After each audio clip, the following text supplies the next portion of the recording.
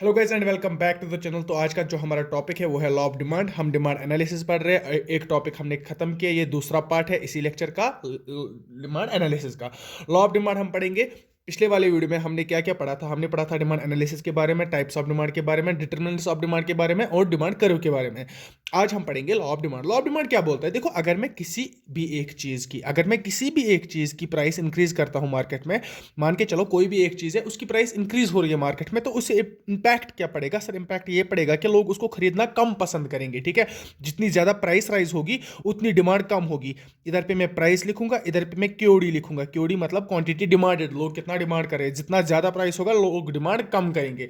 ये तो आपको समझ आ रहा होगा। अब दूसरा सिनेरियो मैं लूंगा कि प्राइस ड्रॉप हो रहा है, किसी भी एक क्वांटिटी का, किसी भी एक कमोडिटी का प्राइस ड्रॉप हो रहा है, तो लोग क्या करेंगे? लोग उसको ज्यादा खरीदना पसंद करेंगे, है ना? ऑब्वियसली सीधी सी बात है, कॉमन सेंस।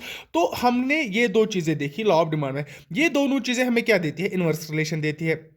ठीक है ना? इनवर्स रिलेशन वो क्या होता है? वो हमने पिछले वाली वीडियो में अच्छे से समझा कि इनवर्स रिलेशन क्या होता है। और इनवर्स रिलेशन से जो ग्राफ बनता है ना, वो स्लोपिंग डाउन होता है, वो भी हमने अच्छे से पढ़ा। अगर आपको नहीं पता, अगर आप सीधे इस वीडियो पे आ गए, तो मैं रिकमेंड करूंगा कि आप पिछली वाली वीडियो भी पहले जरूर देखें। ठीक है ना? आगे चलते हैं।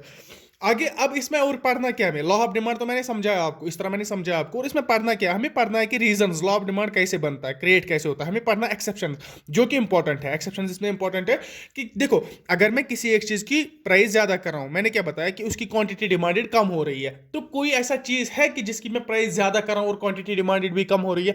क्या ऐसे कोई वजह है कि मैं प्राइस अगर ज्यादा कर रहा हूं तो उसकी क्वांटिटी डिमांड भी ज्यादा हो रही है? तो ये सारी चीजें एक्सेप्शंस में आएंगी, उसको हम बोलते हैं exceptions of law of demand. तो वो एक इंपॉर्टेंट टॉपिक है, हम उस पर भी धीरे पहुंचेंगे। ठीक है, अगर कोई लिखना चाहता है तो मैं डेफिनेशन अगर बता दूं कि लॉ ऑफ डिमांड क्या बोलता है, तो आप लिखिए कि law of demand states the inverse relationship between price and quantity demanded. ठीक है ना? इनवर्स रिलेशनशिप, इन दोनों के बीच में क्या है मैंने बताया, इनवर्स रिलेशनशिप। तो मतलब law of demand state is the inverse relationship between price and quantity demanded. ठीक है ना? ये तो लॉ ऑफ डिमांड हो गई। लेकिन इसमें एक चीज है, कीपिंग अदर फैक्टर्स कांस्टेंट। ये इंपॉर्टेंट है, कीपिंग अदर फैक्टर्स कांस्टेंट। अब ये क्या है? अब ये क्या चीज है, ये समझना इंपॉर्टेंट है। कीपिंग अदर फैक्टर्स कांस्टेंट से क्या मतलब है? देखो, अगर मैं डिटरमिनेंट्स ऑफ डिमांड की बात करूं, मैंने डिटरमिनेंट्स ऑफ डिमांड हमने लास्ट वीडियो में अच्छे से पढ़ा, डिटरमिनेंट्स ऑफ डिमांड होते क्या क्या है। तो उन्हीं डिटरमिनेंट्स को हम कांस्टेंट रखते हैं, हम डिटरमिनेंट्स को कांस्टेंट रखते हैं except price of commodity. Price of commodity जो मैंने पहले ही डिटरमिनेंट्स में से पढ़ाई थी, उसको हम कांस्टेंट रखेंगे। वो क्या मतलब होता है सर? वो मतलब कि मैं आपको एक थोड़ा सा रफली दिखाना फिर से चाहता हूं। मैंने डिटरमिनेंट्स की अगर बात करूं, मैंने क्या क्या दिखाया था? प्राइस दिखाई थी, प्राइस ऑफ है, प्राइस ऑफ गिवन कमोडिटी। दूसरी मैंने प्राइस ऑफ रिलेटेड गुड्स दिखाई थी। देखो क्या होता है, मुझे देखना है कि मैं मार्केट में गया, मुझे देखना है कि प्राइस ज्यादा होने की वजह से क्वांटिटी डिमांड डिक्लाइन हो रही है। लेकिन अगर वहां से क्या हो रहा है कि रिलेटेड गुड्स जो है ना, रिलेटेड गुड्स मैंने डिटरमिनेंट्स मैंने दिखाया था ना। देखो क्या होता है, अगर मेरे पास मान के चलो टी है, दूसरा प्रोडक्ट मेरे मान के चलो मेरे पास कॉफी है। ठीक है, अब क्या हो रहा है, मुझे मार्केट जाना है, मुझे देखना है कि टी का डिमांड मार्केट में ज्यादा हो रहा है कि कम हो रहा है। ठीक है, मैंने क्या किया, मैंने टी का प्राइस इंक्रीज कर दिया। अब मुझे क्या दिखाना है कि टी का प्राइस अगर ज्यादा हो गया तो क्या होगा? सिनेरियो इस तरह बनेगा, आप समझिए। टी का प्राइस ज्यादा होने की वजह से जो अल्टरनेट गुड है कॉफी का, मतलब इसका क्या है, अगर एक बंदा टी कंज्यूम कर रहा है और टी का प्राइस ज्यादा हो रहा है, तो वो बंदा क्या करेगा? वो टी को अफोर्ड अब नहीं कर सकता क्योंकि उसकी प्राइस ज्यादा है, तो वो शिफ्ट करेगा कॉफी पे। ठीक है ना? अब वो बंदा जब शिफ्ट करेगा कॉफी पे, तो कॉफी की डिमांड ज्यादा हो गई, लेकिन टी की डिमांड क्या होगी? टी की डिमांड कम होगी। ये तो रिलेटेड गुड्स की वजह से हो गया ना। तभी मैं ये सारे फैक्टर्स अभी इंक्लूड नहीं कर रहा हूं। मतलब कि जो मेरे डिटरमिनेंट्स ऑफ डिमांड है, जिसमें मेरे प्राइस ऑफ रिलेटेड गुड्स मैंने बताया था, income of consumer, taste and preferences, ये सारे जो पैरामीटर्स हैं ये मैं कांस्टेंट रखता हूं। खाली मैं एक ही पैरामीटर को इंक्लूड करता हूं लॉ ऑफ डिमांड में, वो है price of given commodity. Price से क्या फर्क पड़ता है? प्राइस से हमारी डिमांड पे क्या फर्क पड़ता है? तो हमने समझा कि प्राइस से ये फर्क पड़ता है किसी भी कमोडिटी का, किसी भी चीज का अगर मैं प्राइस ज्यादा करूंगा तो उसकी डिमांड कम होगी, किसी भी चीज का अगर मैं प्राइस कम करूंगा तो उसकी डिमांड ज्यादा होगी। और ये है inverse relation between price of A commodity and quantity demanded of the same commodity. ये है हमारा लॉ ऑफ डिमांड। अब हमें इसमें क्या पढ़ना है? हमें इसमें सर पढ़ना है, एक तो हमें पढ़ना है कि एक्सेप्शंस क्या है इसमें और रीजंस क्या है। यही दो चीजें हमें इसमें पढ़नी है और यह लेक्चर हम कंक्लूड करेंगे। तो मेरे ख्याल से बेटर रहेगा कि अगर हम पहले एक्सेप्शंस ही पढ़ें, उसके बाद हम रीजंस पढ़ेंगे, क्योंकि एक्सेप्शंस इंपॉर्टेंट है। आपने समझा भी तो आप अच्छे से एक्सेप्शंस समझेंगे, ठीक है। चलते हैं अपने पहले ही एक्सेप्शन पे, जो कि है गिफिन गुड्स। क्या है सर? Giffen goods. एक्सेप्शंस में इधर पे लिखूंगा। एक्सेप्शंस किसकी हम पढ़ रहे हैं? लॉ ऑफ डिमांड की। इधर पे आपको एक चीज पहले लिख लेनी है, ये लॉ ऑफ डिमांड है ना? ये प्राइस, ये क्यूडी, ये है लॉ ऑफ डिमांड। इसी के एक्सेप्शंस हमें देखने हैं। क्या मतलब एक्सेप्शंस की? जो इसको फॉलो नहीं करेंगे, जो इसको फॉलो नहीं करेंगे वही तो एक्सेप्शंस होंगे ना। पहली ही बात मैं अगर करूंगा, उनको हम बोलते हैं गिफिन गुड्स। गिफिन गुड्स क्या होता है? अगर आप कश्मीर में रह रहे हैं तो मैं बेटर एग्जांपल दूंगा आपको, संडे मार्केट तो पता ही होगा। या अगर आप आउटसाइड इंडिया रहते हैं तो, आउटसाइड इंडिया नहीं, आउटसाइड कश्मीर अगर आप इंडिया में रहते हैं तो मेनली क्या होता है? ट्यूसडे मार्केट होता है, ठीक है ना? Tuesday market. ये सारी चीजें क्या होती है? देखो क्या होता है कि अगर एक ये पेन है, ये एक पेन है, इसकी प्राइस बहुत कम है, ₹1 में पेन मिल रहा है, तो हम सबकॉन्शियसली एक ह्यूमन बिहेवियर है कि इंसान सोचता है कि अगर इसकी प्राइस कम है, ये अच्छा प्रोडक्ट नहीं होगा, है ना? अगर मैं संडे मार्केट जाता हूँ या आप ट्यूसडे मार्केट जाते हैं, मैं ₹100 में 5 कपड़े लाता हूँ, लाइक एग्जाम्पल, मैं ₹100 में 5 कपड़े लाता हूँ।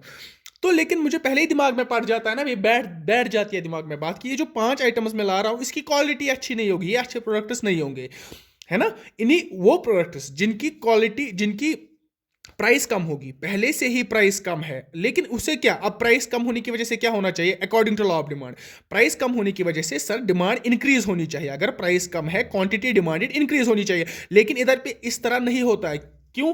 इधर पे इस तरह होता है कि प्राइस कम है लेकिन डिमांड भी कम है, डिमांड ज्यादा नहीं हो रही। क्यों? क्योंकि ये गिफिन गुड्स है। गिफिन गुड्स अब आपको समझ आ गया ना कौन से गुड्स है? वो गुड्स जिनकी प्राइस ऑलरेडी कम है लेकिन उनकी वजह से डिमांड ज्यादा नहीं होती है, उनकी डिमांड कभी ज्यादा होती ही नहीं है, उनकी डिमांड हमेशा कम ही रहती है।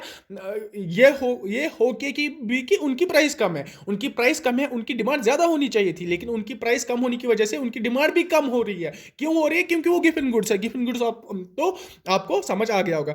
ये हो गए पहले एक्सेप्शन लॉ ऑफ डिमांड की, जो कि है गिफिन गुड्स। दूसरे एक्सेप्शन की अगर मैं बात करूं, वो है सबस्टिट्यूशन इफेक्ट। सबस्टिट्यूशन इफेक्ट,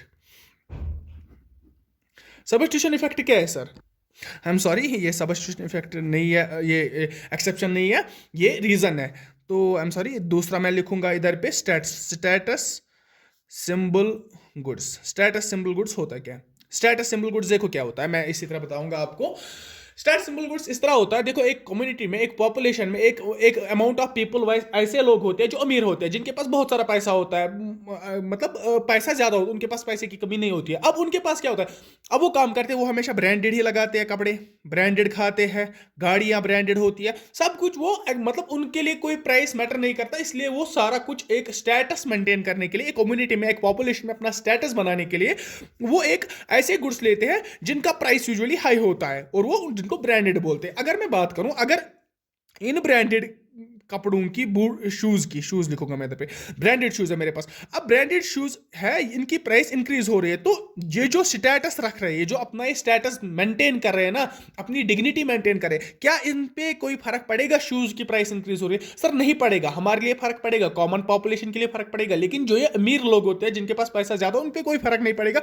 वो फिर भी डिमांड करेंगे, वो फिर भी इनको डिमांड करेंगे। ये demand according to law of demand क्या होना चाहिए था? मैंने प्राइस इंक्रीज की, किसी भी चीज की प्राइस इंक्रीज की, क्वांटिटी डिमांड डिक्रीज होनी चाहिए थी। लेकिन इधर पे क्या होता है?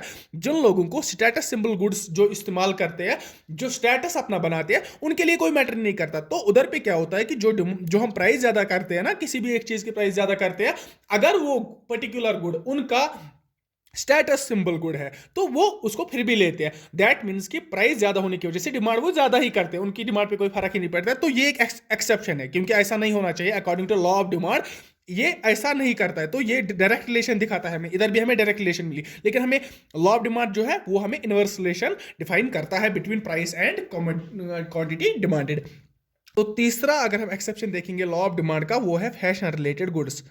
Fashion related goods, fashion related goods के बारे में आपको समझाना ही क्या है। देखो ये कैसे एक्सेप्शन बनता है। फैशन आता है मार्केट में, फैशन आता है, तो फैशन आने की वजह से क्या होता है?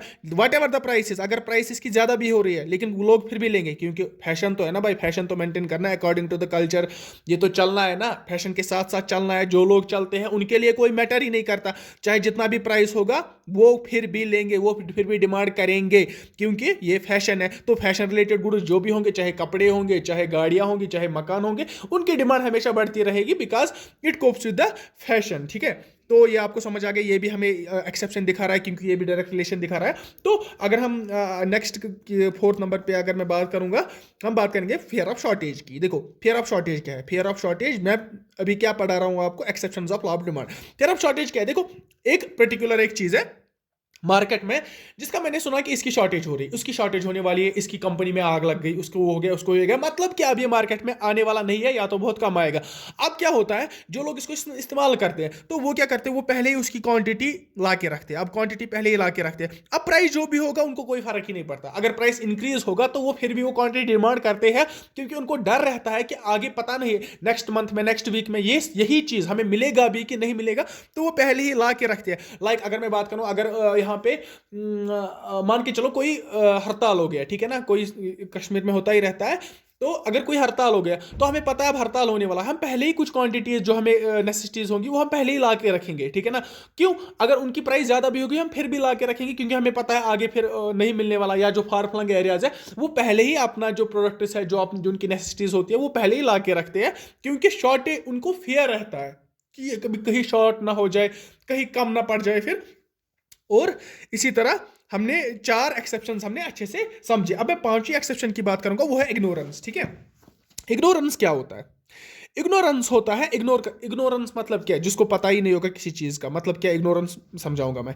देखो मैं एक मार्केट में कोई चीज एक लाने जाता हूं, अभी मैंने मार्केट में लाइक कुछ भी लाया, एक चीज है मैंने मार्केट में से लाया, लेकिन मुझे इसका रेट नहीं पता। अब तो ये पैकेट नहीं है, मान के चलो ये मैगी का पैकेट नहीं है जिसमें ₹10 लिखा होगा तो मैं ₹10 दूंगा। ये कोई भी एक चीज है जो पैकेट नहीं है, जिसमें MRP नहीं लिखा है। अब दुकानदार क्या करता है, वो बोलता है मुझे भाई ये ₹100 का है, लेकिन मुझे क्या पता ये ₹100 का है भी कि नहीं। अब मुझे ये नहीं पता कि इसका ओरिजिनल वैल्यू ₹50 है, ₹60 है, क्या है, ये मुझे नहीं पता। लेकिन जितने में दुकानदार मुझे दे रहा है मैं उतने में ले रहा हूँ, क्योंकि मुझे इग्नोरेंस है, मुझे नहीं पता। लाइक अगर एक टूरिस्ट इधर आता है, वो जाता है, वो कोई भी मतलब राइडिंग करता है, यहाँ कुछ भी करता है, लेकिन उसको मोस्टली इंडिया में उसको चार्ज ज़्यादा किया जाता है, उसको चार्ज ज़्यादा किया जाता है। क्यों उसको चार्ज ज़्यादा किया जाता है? क्योंकि उसको नहीं पता होता है, उसको चीज़ों के बारे में पूरी नॉलेज नहीं होती है। वो पहली बार जब कुछ कर रहा है उसको क्या पता कि इसकी प्राइस कितनी है, उसकी प्राइस कितनी है। तो इसकी इग्नोरेंस की वजह से भी क्या होता है कि ये लॉ ऑफ डिमांड जो हमारा वो वायलेट हो जाता है। क्या मतलब कि जो हमारा प्राइस इंक्रीज करने की वजह से क्वांटिटी डिमांडेड क्या होगी, डिक्रीज हो जाएगी, लेकिन उसको जब इग्नोरेंस होगी, उसको प्राइस इंक्रीज करेंगे, उसने क्वांटिटी फिर भी डिमांड की, उसने फिर भी डिमांड किया, हाँ मुझे पसंद है, मुझे ये लेना है। तो इसका मतलब कि जब मैं प्राइस इंक्रीज कर रहा हूं, क्वांटिटी डिमांडेड भी इंक्रीज हो रहा है, लेकिन किस वजह से? इग्नोरेंस की वजह से, कॉमन लोगों के इग्नोरेंस की वजह से। तो इसको हम बोलते हैं ignorance is also a factor that is an exception of the law of demand. तो अगर हम 5th एक्सेप्शन की बात करेंगे, हम नेसेसिटीज की बात अगर मैं करूंगा, नेसेसिटीज क्या होती है? देखो नेसेसिटीज की अगर मैं बात करूंगा, मैं नेसेसिटीज में लाऊंगा, देखो खाना पीना तो कोई कम भी कर सकता है, ज्यादा भी कर सकता है। मैं मेडिसिन की बात करूंगा, मेडिसिन, ठीक है। मेडिसिन किसी एक बंदे का एक कोर्स चल रहा है 6 मंथ्स तक, डॉक्टर ने बोला आपको ये मेडिसिन खानी ही खानी है। अब क्या हो रहा है, अब ये मेडिसिन की प्राइस इंक्रीज हो रही है, तो क्या ये क्वांटिटी डिमांडेड कम करेगा? नहीं करेगा। क्वांटिटी डिमांडेड फिर भी इंक्रीज रहेगी। वायलेट कर रहा है लॉ ऑफ डिमांड की? नहीं, हाँ सर कर रहा है, क्योंकि ये प्रोडक्ट जो है वो एक नेसेसिटी है, वो उसको लाना ही लाना है। वट एवर इसका प्राइस 100 से अगर 500 भी जाए, इसको फिर भी ये प्रोडक्ट लाना है। अगर इसका प्राइस 100 से ₹30 भी जाए, इसको फिर भी ये प्रोडक्ट लाना ही लाना है, डिमांड पे कोई फर्क नहीं पड़ता है। तो ये सारी चीजें वायलेट करती है हमारी लॉ ऑफ डिमांड को, इन्हीं को हम बोलते हैं exceptions of law of demand. तो अभी हमने एक्सेप्शंस पढ़ी, अब हम मूव ऑन करेंगे अपने रीजंस पे कि लॉ ऑफ डिमांड कैसे बनता है। तो यहां पे मैं लिखूंगा reasons of law of demand. Reason कैसे बनते हैं? देखो पहली रीजन की अगर मैं बात करूंगा वो है DMU, ठीक है ना, DMU, diminishing marginal utility. Diminishing का मतलब क्या है? कम होना।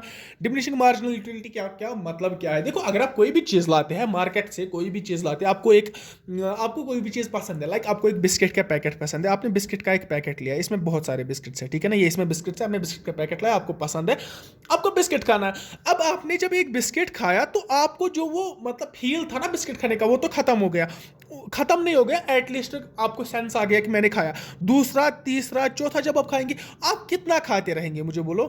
मतलब इस बात का है कि जितना एक कंज्यूमर सॉरी, जितना एक कंज्यूमर कंज्यूम करता है पर यूनिट, जितना एक क्वांटिटी एक कंज्यूमर कंज्यूम करता है, उतनी ही ज्यादा उसकी जो सेटिस्फैक्शन है वो कम हो जाती है। जितनी सेटिस्फैक्शन मुझे पहले बिस्किट से मिली, क्या मुझे दूसरे से मिलेगी, क्या मुझे फिर तीसरे से मिलेगी, जितनी मुझे दूसरे से मिली क्या मुझे फिर यहाँ पे वो सेटिस्फैक्शन मिलेगी, नहीं मिलेगी। जब सेटिस्फैक्शन ही नहीं मिलेगी तो मैं वो चीज लाऊंगा क्यों? तो मतलब इसका है कि जब सेटिस्फैक्शन कम हो रही है तो मैं वो चीज नहीं लाऊंगा। अब एक चीज पे मैं लाऊंगा, एक शर्त पे, अगर मुझे 10 रुपीज का एक पैकेट मिल रहा है, अब अगर 2 रुपीज में मिलेगा, मैं बताऊंगा अब क्या ही फर्क है, अब मैं फिर भी लाऊंगा। तो इसका मतलब है कि जब प्राइस कम हो रहा है तो मैं फिर डिमांड इंक्रीज कर रहा हूं। अभी तो यहां पे मैंने समझा कि अगर खाली मैं तभी इसकी डिमांड करूंगा जब इसकी प्राइस कम होगी, जब इसकी प्राइस कम होगी तभी मैं डिमांड करूंगा इसकी ज्यादा, क्योंकि मैंने इस ऑलरेडी मैं सेटिस्फाई आई एम सॉरी, मैं थोड़ा सा बीमार हूं। तो मैंने क्या बताया, प्राइस जब कम होगी इसकी एक पर्टिकुलर क्वांटिटी ना कमोडिटी की, तभी मैं इसको परचेज करूंगा, क्योंकि मेरी डिमांड ऑलरेडी ना, मेरी सेटिस्फैक्शन जो है वो फुलफिल हो चुकी है। तो मैं तभी अब इसकी डिमांड करूंगा जब इसकी प्राइस कम होगी। तो ये हमें डिफाइन करता है कि हाँ, इधर पे हमारा लॉ ऑफ डिमांड बनता है। दूसरा मैं अगर मैं बात करूंगा सब्स्टिट्यूशन इफेक्ट की, सब्स्टिट्यूशन इफेक्ट क्या है?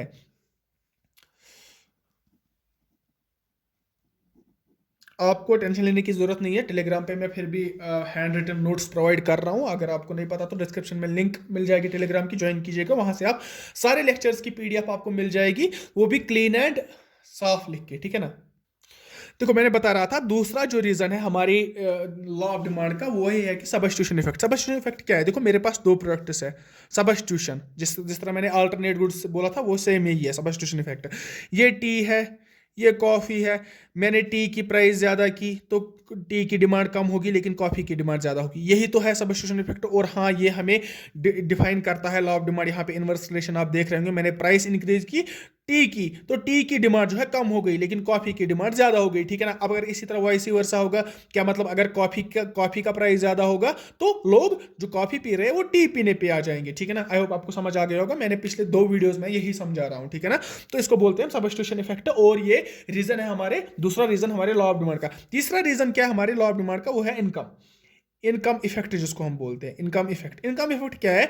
देखो अगर मैं कोई चीज़ एक अभी अभी मेरी इनकम, मान के चलो मेरी इनकम 100 रुपीज़ है, मैं कुछ चीज़ें मैं डिमांड कर रहा हूँ, लेकिन अब मेरी इनकम बढ़ रही है, अब मेरी इनकम 10,000 1 लाख हो रही है, तो मैं और डिमांड करूँगा। मतलब इनकम इंक्रीज होने की वजह से डिमांड भी ना, मैं डिमांड ज़्यादा कर रहा हूँ। डिमांड अब तो आप बताएंगे कि ये तो डायरेक्ट रिलेशन आपने दिखाया, ये तो मतलब डायरेक्ट रिलेशन है, लेकिन लॉ ऑफ डिमांड क्या बताता है? Indirect relation, inverse relation.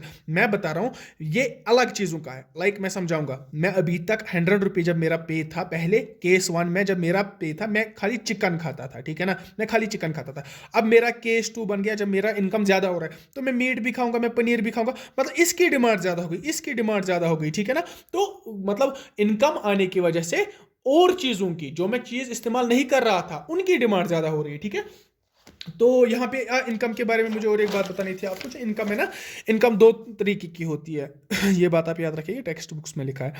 Income 2 तरीकों की होती है, एक तो होता है मनी इनकम, दूसरा होता है हमारा रियल इनकम। मनी इनकम और रियल इनकम वो क्या होता है? मनी इनकम होता है अगर मेरे पास 100 रुपीज़ मेरी इनकम है, इसका फेस वैल्यू, इसका 100 इधर पे लिखा है, ये फेस वैल्यू है, यही मेरे पास है। लेकिन दूसरा वैल्यू होता है इस 100 रुपीज़ से मैं क्या खरीद सकता हूँ। इससे मैं खरीद सकता हूँ 10 पैकेट्स ऑफ बिस्किट्स, ठीक है ना।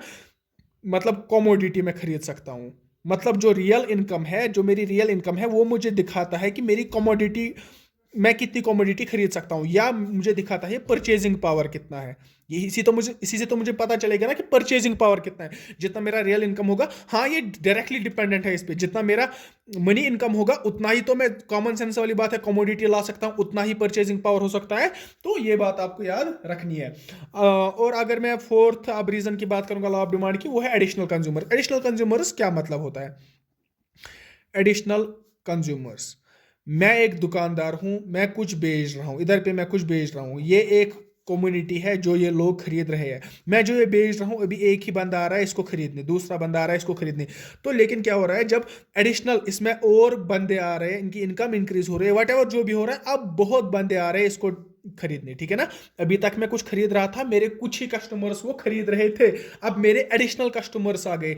तो सीधी सी बात है, जब जब पॉपुलेशन इंक्रीज होगी तो मेरे जो कस्टमर्स है वो बढ़ जाएंगे। और एक बात इसमें मैटर करती है वो है प्राइस। अगर मैं प्राइस हाई करूंगा, अगर मैं किसी कमोडिटी की प्राइस हाई करूंगा तो कस्टमर्स कम आएंगे। अगर मेरा यही प्रोडक्ट है, ये दो ही लोग खरीद रहे थे, अगर मैं इस एक प्रोडक्ट की, इस एक कमोडिटी की प्राइस ड्रॉप करूंगा तो जाहिर सी बात है कि कुछ और लोग भी आएंगे इसको खरीदने के लिए, ये देख के कि उसकी प्राइस ड्रॉप हो गई है। मान के चलो, मैं फिर से एक बार आपको दिखाना चाहूंगा, अगर ये मेरे पास दुकान है, मैं एक प्रोडक्ट बेच रहा हूं, यहां पे कुछ लोग हैं जिनमें से ये एक आ रहा है और ये प्रोडक्ट ले रहा है। अब मैंने क्या किया, मैंने इसकी प्राइस कम कर दी। अब दूसरा भी आ रहा है, इसके अफोर्डेबल, मतलब ये भी अफोर्ड कर पा रहा है।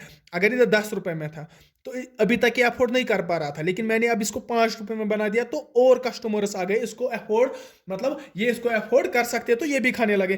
तो इसका मतलब है एडिशनल कस्टमर से हमें यही पता चलता है कि एडिशनल कस्टमर से हमें किस तरह डिमांड पे क्या फर्क पड़ता है। तो अगर मैं डिफरेंट यूज की बात करूं, फिफ्थ हमारा रीजन है वो है डिफरेंट यूज। डिफरेंट यूज में आपको समझाऊंगा। अगर मेरे पास मिल्क है, मिल्क से मैं कितने प्रोडक्ट्स बना सकता हूँ। देखो, मिल्क से मैं टी बना सकता हूँ, कॉफ़ी बना सकता हूँ, कर्ड बना सकता हूँ, मैं शेक्स बना सकता हूँ, और क्या बना सकता हूँ, आइसक्रीम बना सकता हूँ। मैं बहुत सारे प्रोडक्ट्स एक मिल्क से ही बना सकता हूँ। तो अगर मैं अभी टी टी मैं खाली बना रहा हूँ, अब मेरी इनकम आ रही है, अब मेरी इनकम राइज हो रही है, मैं चाहूँगा कि मैं शेक्स भी बनाऊँ, मैं आइसक्रीम्स बनाऊँ। तो मतलब इसी का मतलब है कि डिफरेंट यूजेस, जिस जिस जिस प्रोडक्ट के डिफरेंट यूजेस होंगे उसकी क्वांटिटी डिमांडेड उतनी ज़्यादा इंक्रीज होगी। ठीक है ना, मिल्क की क्वांटिटी डिमांडेड इंक्रीज होगी। हाँ, इसको ये ध्यान रखना है कि जब इनकम इंक्रीज होगा। तो ये थे हमारे एक्सेप्शंस। और ये जो हमारे रीजंस है ना, रीजंस तो कॉमन सेंस वाली बात है, इसके बारे में आपको मे बी क्वेश्चन नहीं पूछा जाएगा। लेकिन जो एक्सेप्शंस है ना, एक्सेप्शंस के बारे में आपको क्वेश्चन, गिफन प्रोडक्ट्स आप याद रखिएगा, गिफन वाले कौन से होते हैं, आप डीएमयू याद रखिएगा, आप लॉ ऑफ डिमांड याद रखिएगा, आप इधर पे याद रखिएगा कि इनवर्स रिलेशन क्या होता है, आप याद रखिएगा कि डिमांड कर्व क्या होता है। ये सारी चीजें हैं, इनमें से डेफिनेटली मुझे लगता है एक ना एक क्वेश्चन तो आज नहीं तो कल किसी एग्जाम में पूछा जाएगा। तो आई होप आपको ये वीडियो अच्छी लगी होगी। अप्रिशिएट करने के लिए आप वीडियो को लाइक कीजिए, कमेंट कीजिए, वीडियो को शेयर कीजिए, हमें सपोर्ट कीजिए। Thanks for watching and good bye.